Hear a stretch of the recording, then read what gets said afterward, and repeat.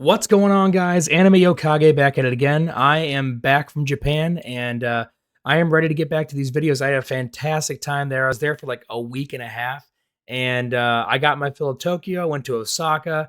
Last year, we went to Tokyo and Kyoto. It was a fantastic experience. This time, we went with no agenda whatsoever and just experienced the nightlife, food, drink, everything in between with not so much sightseeing. So more like taking the culture this time. Happy to be back, though. Happy to be back on these videos. Happy to give you a little bit more consistent schedule of these videos. And also, please forgive how my voice sounds right now. I just had 2 shows back to back past weekend, and this, for some reason, it really tore my voice up this time. So please be forgiving in the future. I really hope that this isn't a consistent thing with how many shows I play, but I will try and take better care of that. Anyways, without further ado, let's jump into JJK chapter 270. So the very first panel comes up, and it's actually Megumi and Shoko at a grave. They are at a grave that says Fushigoro on it. And it doesn't say it directly, but we can assume that this is Megumi's sister. Megumi's sister that passed due to being possessed in the culling game. Megumi thanks Shoko for helping his sister look so beautiful, even though it's just a grave. Shoko replies with, "Even if cremation is all that's left, I feel so good making her feel pretty in the afterlife." And she brings up the fact that Gojo should have let her do the same thing with Geto, which then could have possibly thwarted Kenjaku's plan to take over Geto's body at that point. So Megumi agrees with her and says, "You can say that again." And then afterward, Shoko kind of nervously says, "Even if I don't believe in the afterlife," which is kind of weird because we see tons and tons of cursed spirits on a regular basis that would prove there is something beyond death. I know it's probably just kind of quirky, but still fun nonetheless. While Shoko and Megumi are walking through the cemetery, he gets a phone call. He says, "This is Megumi." "Understood. I'll head there now." And that's when we see Shoko look at her unlit cigarette that's been in her mouth this entire time, and she tosses in the trash along with the entire pack of unlit cigarettes, not using them. So I guess moving forward in life, she's going to take better care of herself and not smoke anymore. If maybe that was a habit that she had due to something in her past. If I'm not mistaken, I believe she took on smoking after Geto's passing. And I guess now that there's some closure and finalization to that, maybe she's giving it up. Also, it most likely has something to do with the passing of Gojo as well. Even though the hopium is up, there's only a few chapters left. We did not get any closure on Gojo yet and his body that was being used by Yuta. We'll see what happens, but as of right now, I'm going to chalk it up as Gojo has passed, and perhaps this has something to do with Shoko giving up smoking cigarettes. Then on the final panel of this page, we see that Sukuna is being confirmed to still hold in the absorption of Tengen. Whenever it was ripped from Megumi's body, he still had the absorbed portion of Tengen whenever he took in what Kenjaku sent to Megumi's body and made him the holder of the merger. So in the remains of Sukuna lies Tengen, which, if you don't remember, Tengen is very important and the key factor to the barrier around Japan that helps with cursed spirits. We then cut over to what looks like the star vessel corridor or whatever it's called, where Tengen was staying. We cut over to Tengen's crib, and it's being talked about how the barriers are going to stay in place around Japan. First things first, what does the disappearance of Tengen mean for the barriers around Japan? And they confirm that as long as Sukuna's remnants are preserved, the barriers should stay intact. They say that's a relief, but we should put into place contingencies and countermeasures if this were to ever fail. They don't know what they're stepping into. They've never dealt with this before. So it could be anything that would make Tengen's presence or spirit or curse technique fade away from the remnants, or the remnants just completely dissolve and disappear themselves, thus dropping the barriers around Japan. We get Gakuganji talking to Urahime though, and he relieves her, saying, "No need to be hasty, you are all still so young." So it seems like he has a lot of confidence that this barrier will stay in place and they don't really have to hurry in finding a countermeasure or a contingency to Tengen's barriers. Also, take into consideration everything that has just happened in this story. There has been so much loss. There has been so much adversity. There's been so much overcoming of major obstacles that seemed like they were mountains. you can never pass them, but it seems that they're finally coming to an accomplishment within the Jujutsu world. So I think Ganju Ganji is saying, take a second to rest. You all deserve it. We then shoot over to Maki, where she's actually meeting up with the swordsmith and the sumo wrestler from the culling games, the ones that helped her excel and actually find her full potential as a heavenly restriction user. Maki throws over a cursed tool katana to the swordsmith, and he freaks out saying, "Katana!" And whenever she does this, she starts explaining to them. Now that the culling game has ended, there will probably start to be a plan in place to take care of the reincarnated sorcerers, thus being the swordsmith and the sumo wrestler. And she goes on to explain that since they saw that Sukuna was separated from Megumi's body and Megumi is still alive, there is still chance for the people that the reincarnated souls of these sorcerers took over. So the separation of their soul from their original body that they took over, that original body and that victim will still live. So if you don't realize what happened with all these reincarnated sorcerers, they didn't just appear out of anywhere. They were placed in living, regular people that then, whenever the culling games was enacted, their reincarnated soul through cursed object took over the body and was allowing them to come back to Earth. This means that every reincarnated sorcerer took a victim. They took someone's body in their place. And now that we see that these victims can be separated and brought back to their regular lives, just like Megumi was, it seems like the plan will take action, that Yuji and Hana will go out and separate these reincarnated souls from the bodies. Being that Yuji has an ability to target the soul with his attacks, and also Hana has Jacob's ladder in order to cancel out and cut out the cursed object that is making the transformation happen. She makes sure to let the swordsmith and the sumo wrestler know that just because they're friendly, that doesn't mean they can turn a blind eye to them. Even though Maki likes them and they're not hurting anybody, they are still taking over somebody's body. But she's giving them a heads up before they start coming for her. She says, "You didn't hear it from me, but Japan's a really good place to hide out because you'll be surrounded by a lot of other cursed spirits that'll most likely be masking where you are." So she says, "That's right, hide out. You're not going to stand out." The swordsmith says, "Oh, well, I guess I'll have no shortage of beasts that I can slice." And the sumo wrestler says, sumo wrestling with cursed spirit just sounds like an absolute drag. Maki says, "Do whatever you want. This is just the last time I'll be watching your back. So scram, get out of here." And even though Maki likes him, this is doing what she has to do as a Jujutsu sorcerer. She is just giving them a heads up and a head start to possibly evade the other sorcerers that are going to exercise them for as long as they can. Before they part ways, though, the swordsmith yells out to Maki and says, "Hey, when it's my time that you guys give us the axe, make sure that you come to exercise me yourself. I'll be sure to be the one to cut you down." Maki laughs and continues on her way. In the last chapter, we're getting caught up on Charles, who, if you don't remember, was the manga artist who had a cursed technique allowing him to see a little bit into the future with each attack that he landed on his opponent. He's saying something along the lines that magazines should remain physical, and I guess he's saying that they shouldn't be a digital print on people's phones or tablets. They should stay in print because this offers valuable feedback for the authors themselves, seeing their craft in physical print. It seems that the editor is pressuring him while Charles just said, "I'm just a manga artist whose art sucks." And again, he's showing more pressure going, "Tick, tick, you better hurry because they're not going to wait for newbies one-shots and they're definitely not going to wait for pros either. So we got to get this print to the manga shops." And it seems we're getting caught up with everybody because now we cut over to Takaba.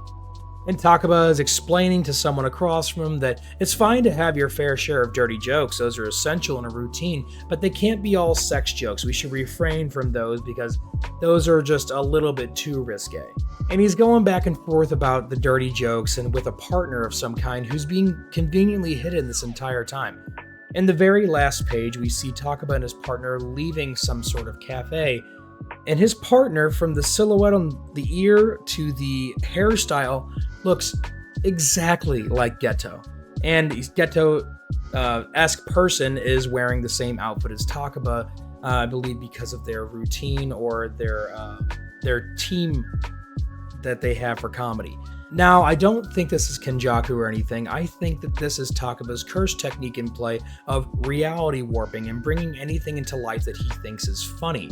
Because he thought Kenjaku was funny, he's bringing out this partner, this ideal partner in comedy that he can go back and forth with because he thought that this side of Kenjaku was funny. He got to see a side that many people did not get to see. So I don't think this is someone who looks like Kenjaku or anything like that. I think it's a manifestation of Takaba's curse technique. We then even cut over to the classmate of Yuji's, whose curse technique was to create sugar that he could feed the brain with. I always forget his name, and I don't think there is a reason why I should remember it. Honestly, it's kind of just like a gag support character. He's doing much or anything, and so sorry. If you remember his name and you want to scold me for it, go ahead and throw it down in the comments. But it seems that he's talking to someone that he used to bully, and he's wanting to have closure on that and apologize for everything that he put them through. So he bows and apologizes, and this person, seeming agitated and upset, just runs away from it all. At the end of this sequence, we're catching up with even more people. Now we're catching up with Higuruma himself, the prodigy. It looks like he's talking back and forth with somebody about some kind of case or trial, and he says it looks like they're not going to prosecute, the woman says to Higuruma. And Higuruma mentions something about, I hear they're going to work me to the bone as a sorcerer. So I guess the Jujutsu Foundation has reached out to Higuruma and is going to employ him as a sorcerer as well as him being a lawyer. So he's going to be a lawyer and moonlight as a Jujutsu sorcerer. We'll see how that works out hopefully in the future if there's a continuation of JJK. It seems that this woman that Higuruma is talking back and forth with is a lawyer herself, and she is going at Higuruma saying, "Don't worry, I'll be sure to really nail you on this, Mr. Higuruma." And he says, "I'm counting on it." I wish I had a little more context on what this is or what it means. I'm not really following and understanding it, but it's just showing that Higuruma is alive and well and moving about in his life. So if you were worried about Higuruma, don't worry, he's good. We're then cutting over to someone familiar, Angel and Hana. And Angel is saying to Hana, Sukuna striking you as he did would have to mean that Fushiguro's memories regarding you have already been unearthed, Hana. And it looks like Megumi is standing right there in front of Hana. And if you don't remember, Hana has a deep love crush for Megumi. And so Angel says, "What's there to be embarrassed about?" And Hana's just saying, "Shut up." Megumi is recalling the scene where his body being taken over by Sukuna grew that giant weird head and bit off Hana's right arm. Megumi says, "I want to take responsibility for my actions." And Megumi offers selflessly, "Let me from now on be your right hand." And Hana, covering her mouth, says, "Do I hear wedding bells?" And she's starting to freak out, thinking that Megumi wants to be in a partnership of marriage with her and not just a partnership of helping her. Megumi gets flustered and says, "That's not what I meant. I have a mission. I'll talk to you later." And Hana, realizing that she moved too quickly, got him all tongue-tied and got him nervous, so he left the scene. We then cut over to some new characters, where we see a woman entering a home and saying, "I'm home. Hey, where are you?" And she's shutting off a hallway light, kind of scolding someone like, "Hey, you left the light on again." And we see a man sitting at a table looking at his phone or drinking coffee. It's just a blank space in his hand, so we don't really know what he's doing. She approaches the man and says, "You want to go out and eat tonight?" And he says, "Ooh, good idea." And when he turns around, it's a scare. Wasn't expecting this at all. They're giant bug eyes that are pretty much enveloping his entire face looking back at her. And it says, "How about yakiniku?" We then cut over to the Jujutsu Foundation, where it's being explained that the victim is a 26-year-old male, Fukuzawa Soto. And his fiance reported that starting about 2 weeks ago, his face started morphing and began to look more odd as the days went on. And the trio is looking at this man and saying, "Doesn't look morphed to me, he looks like a regular guy." In fact, he looks like a regular guy trying to become a pro wrestler. And Yuji kind of says, "Man, what's your routine? You're absolutely ripped." And he says, "I wrestled till high school," showing that he's just a normal guy. So Megumi holds up a drawing of what his fiance sees him as. And again, it's 90s anime look, big ol' eyes, looks like some kind of Snapchat filter, and it's just massive eyes yet again. But this deduces that he is not the one cursed, but rather his fiance is most likely the one cursed, being as she is the only one that can see her fiance like this.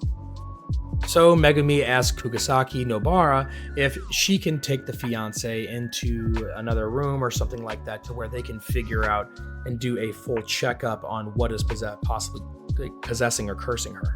And as they are at her apartment, Megumi starts to continue and say, the feeling that I'm getting in this place is just icky and uncomfortable. It's not so much that a cursed spirit is taking over and inhabiting. So there is a very low chance that it is a cursed spirit. While still not ruling that out, they do believe that this is probably the work of a cursed user, so a sorcerer of sorts. Megumi says, I can't sense any intent to kill, so this might just be an awakened player who made it through the culling games. But he does bring up this huge fact that we do know that semi-first grade cursed spirits possess free will, so they can hold back what they're seeping out or what they're putting through to the real world. So he's saying, even though this looks like a cursed user, we definitely cannot rule out the possibility that this is a very high-grade cursed spirit, because it shows holding back of the cursed energy that is leaking from it, or the techniques that it's implying onto the world. So Yuji says, oh, this looks like it's some cursed user harassment. This will be an easy case for the three of us. And that is foreshadowing that this indeed will not be an easy case for the three of them. I have a theory here. I know I'm not the only one. I've seen it floating around a little bit, but I do believe that this could be the return of Mahito. Mahito was ingested by Kenjaku, thus not completely killing him. He was taken out of commission and used for Kenjaku's purposes. But Mahito is a very crafty cursed spirit, and after the death of Kenjaku, I don't see that he couldn't have slipped through the cracks somehow. And when we look at how the fiancé is seeing her partner, she's seeing him as a transfigured person. She's seeing body modification. So who is that absolutely congruent with? That falls completely in line with Mahito. And a Mahito that is recovering and weak could possibly be doing this. It's not something that's hurting anybody. It's just freaking this person out. Which then she would get a hold of the Jujutsu Foundation, which then he believes would bring out Yuji and Megumi and Nobara. And maybe this is a trap that he's laying, doing a very, very simple little just annoying thing, but they still have to look into it, and they would come in with their guards down. They wouldn't believe that it could be the special grade cursed spirit Mahito, because they think he's gone and this isn't severe enough to where it would call for being a special grade. I think Megumi suspecting that it is a high-grade spirit, having its own free will and holding back, is the best preparation they could have had for if it turns out to be Mahito, because at least they'll be expecting something a little more powerful than just a cursed spirit user escaping the culling games and running amok on their own. Again, this is just my theory, because what way better to show the continuation of JJK, if there is a continuation, than in the last few chapters to show the return of Mahito, the absolute opposite and antagonist to Yuji, our main character. So I'm really looking forward to what could possibly happen here. If you guys think that's a possibility or that's plausible, go ahead and let me know down in the comments. If you agree, share your thoughts. If you disagree and you think I'm dumb for thinking it, throw it down in the comments. I want to hear it all. I want to talk back and forth with everybody. So with that being said and the chapter being concluded, thank you guys so much for continuing to come back and watch. I'll be having the One Piece episode out here just in a little bit. So thank you very much, and I'll see you later.